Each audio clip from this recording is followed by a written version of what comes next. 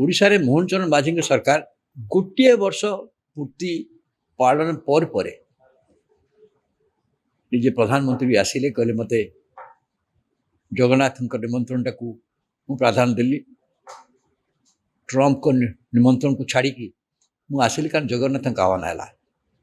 ଠିକ୍ କଥା, କାରଣ ଜଗନ୍ନାଥଙ୍କ ପାଇଁ ବା ଜଗନ୍ନାଥ ମୁଖ୍ୟ ପ୍ରସଙ୍ଗ ଭାବରେ ଗତ ନିର୍ବାଚନରେ ଆସିଥିଲେ ଏବଂ ସେଥିରେ ବିଜେପି ଜିତିଛି। ତେଣୁ ରଥଯାତ୍ରାଟା ଭଲ ଭାବରେ ହେବ, ଏଇଟା ସମସ୍ତଙ୍କର ଧାରଣା ଥିଲା। ସେ ଅନୁସାରେ ହେଇଥିଲା। ମୁଖ୍ୟମନ୍ତ୍ରୀ ବି ସମସ୍ତଙ୍କୁ ଦାୟିତ୍ୱ ଦେଇ ନିଜେ ବହୁତ ଗୁଡ଼ାଏ ସମୀକ୍ଷା ବୈଠକ ପରେ ଘୋଷଣା କଲେ ଯେ ତ୍ରୁଟି ଶୂନ୍ୟ ଭାବରେ ହେବ ରଥଯାତ୍ରା, ଇତିହାସ ସୃଷ୍ଟି କରିବ। କିନ୍ତୁ ଯାହା ହେଲା ଦେଖୁଛନ୍ତି, କେତେଗୁଡ଼ା ଅବ୍ୟବସ୍ଥା ହେଲା। ସେ ଅବ୍ୟବସ୍ଥାର ମୂଳ କାରଣ ହେଲେ ସେ ଯେଉଁମାନଙ୍କୁ ବିଶ୍ୱାସ କରି କହିଲେ, ଯେଉଁ ଅଫିସରମାନଙ୍କୁ ବିଶ୍ୱାସ କରି କହିଲେ, ସେ ଅଫିସରମାନେ ତାଙ୍କ ପାଇଁ କାଳ ହୋଇଗଲେ। ସେମାନେ ପରିସ୍ଥିତି ସମ୍ଭାଳି ପାରିଲେ ନାହିଁ। ଯାହା ଅଘଟଣା ଘଟିଲା ଜାଣିଛନ୍ତି। ଇଭିନ୍ ରଥ ଟଣା ଦିନ ହେଲା, ପରଦିନ ବି ହେଲା, ଏବଂ ଶେଷରେ ଗୁଣ୍ଡିଚା ମନ୍ଦିର ନିକଟରେ ମଧ୍ୟ ଯେଉଁ କାଣ୍ଡ ହେଲା, 3 ଜଣ ଲୋକଙ୍କର ଜୀବନ ଗଲା, ସେଠି ମଧ୍ୟ ଦଳଚକ୍ର ହେଇଥିଲା। ଏହି ସବୁ ଘଟଣା ସରକାରଙ୍କ ଭିତରେ ଅଡ଼ୁଆ ପରିସ୍ଥିତି ନିଶ୍ଚିତ ଭାବରେ ପକାଇ ଦେଇଛି ମାନେ ଭଲ ଭାବରେ ପକାଇ ଦେଇଛି। ସେଥିରୁ ସରକାର ଅବଶ୍ୟ ମୁଁ ଧନ୍ୟବାଦ ଦେବି ମୁଖ୍ୟମନ୍ତ୍ରୀଙ୍କୁ। ମୁଖ୍ୟମନ୍ତ୍ରୀ ପ୍ରଥମ ଥର ପାଇଁ এই ଘଟଣାରେ ଯେଉଁ ଭୁଲ ପାଇଁ ନିଜେ କ୍ଷମା ମାଗିଲେ ରାଜ୍ୟବାସୀଙ୍କୁ କ୍ଷମା ମାଗି, ଏବଂ ଏଇ ଯେଉଁ ଅଫିସରମାନଙ୍କ ପାଇଁ ଏଇ ତାଙ୍କର ଦୁର୍ଦ୍ଦଶା ହେଲା, କିଛି ଅଫିସର ଉପରେ କାର୍ଯ୍ୟାନୁଷ୍ଠାନ କଲେ, କିଛି ବଦଳି କଲେ ଏବଂ ପରିବର୍ତ୍ତନ କଲେ। କିଏ କେଉଁ ଦାୟିତ୍ୱ ବୁଝିବ? ଯେମିତି ବର୍ତ୍ତମାନ ସମୁଦ୍ର ପ୍ରିୟଦର୍ଶିନୀ ଗଲେ, ଆସିଲେ ଦାୟିତ୍ୱକୁ, ବା ଯେଉଁମାନେ ଅଭିଜ୍ଞ ଲୋକ ସେମାନଙ୍କୁ ପୁଣି ଦାୟିତ୍ୱ ଦିଆହେଇକି, କାରଣ ଗୁଣ୍ଡିଚା ଅଛି, ନିଆଗଲା। ଠିକ୍ ଏଇ କଥା ସରିଛି ନା ନାହିଁ? ବିଏମ୍ସିର ଯେଉଁ କାଣ୍ଡ ହେଲା, ବିଏମ୍ସି ଭିତରେ ଯେତେବେଳେ ଗୋଟେ କର୍ପୋରେସନ ଅଫିସ, ସେଠି ଅତିରିକ୍ତ କମିଶନଙ୍କ ଅଫିସରେ ପଶି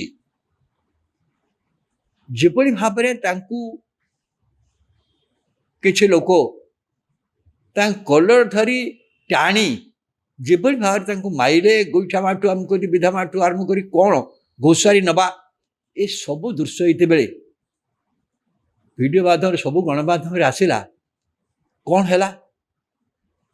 ସେମାନେ ସମସ୍ତେ ନିଶ୍ଚିତ ଭାବରେ ଶାସକ ଦଳର ସମର୍ଥକ, କାରଣ ସେମାନେ ଯେଉଁ ନେତାଙ୍କ ନାଁ ନେଲେ ଏବଂ ଯେଉଁଭଳି ଭାବରେ କଲେ, ସେ ବିଜେପିର ସମର୍ଥକ ବୋଲି ତ ଯେକୌଣସି ଲୋକ ଜାଣିପାରିବ।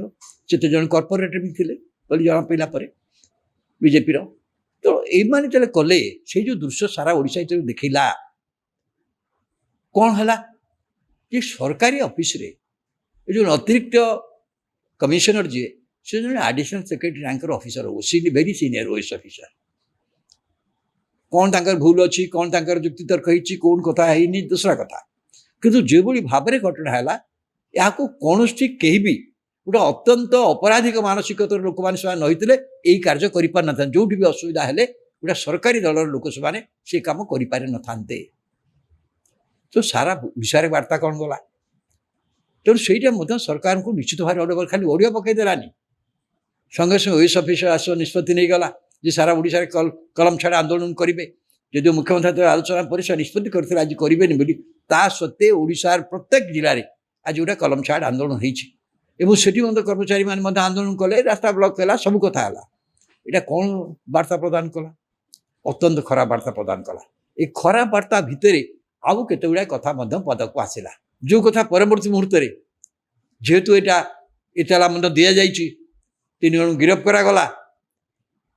ଆଉ ଆଜି ସବୁଠୁ ବଡ଼ କଥା, କାଲି ଭୁବନେଶ୍ୱର ସାଂସଦ ଯିଏକି ବିଜେପି ଦଳର, ସିଏ ଗୋଟେ ବଢ଼ିଆ ବିବୃତ୍ତି ଦେଇଥିଲେ। ମୁଁ ତାଙ୍କୁ ଧନ୍ୟବାଦ ଦେଉଛି। ସେ ଯେଉଁ ମର୍ମରେ ଦେଲେ ଯେ ଖାଲି ତ ନିନ୍ଦା କଲେନି ଏବଂ ଏଥିରେ ଦୃଢ଼ କାର୍ଯ୍ୟାନୁଷ୍ଠାନ ପାଇଁ କହିବା କଥା, ଦୃଷ୍ଟାନ୍ତମୂଳକ କାର୍ଯ୍ୟାନୁଷ୍ଠାନ ସହିତ ଯଦି ଦଳର ଲୋକମାନେ ଆମର ସମ୍ପୃକ୍ତ ଅଛନ୍ତି, ଦଳ ତାଙ୍କୁ ଦଳରୁ ବହିଷ୍କାର କରିବା ଉଚିତ, ଏ କଥା କହିଥିଲେ। ମୁଁ ଆଜି ଦେଖିଲି ବିଜେପି ନେତୃତ୍ୱ ମଧ୍ୟ, ବିଜେପି ରାଜ୍ୟ ସଭାପତି ମଧ୍ୟ ଗୋଟେ ଦୃଢ଼ ପଦକ୍ଷେପ ନେଇଛନ୍ତି, 5 ଜଣଙ୍କୁ ଦଳରୁ ବହିଷ୍କାର କରିଛନ୍ତି।